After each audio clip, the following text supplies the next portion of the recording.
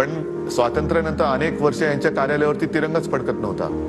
त्यांचं फडकं फडकत होतं, तर तो फडकं आपल्या देशाचं निशाण नाही होऊ शकत. ज्या पद्धतीनं भगव्या ध्वजाला फडकं म्हणण्यापर्यंत विरोधकांची मजल गेली आहे, याची किंमत काय चुकवावी लागेल? मी जे मध्यंतरी बोललो होतो की उद्धवजींना सायकियाट्रिस्टची आवश्यकता आहे, त्यांना मदतीची गरज आहे, हे आता त्यांच्या स्टेटमेंट्सवरनं स्पष्ट होत आहे. ते ज्याला फडकं म्हणाले तो भगवा ध्वज आहे.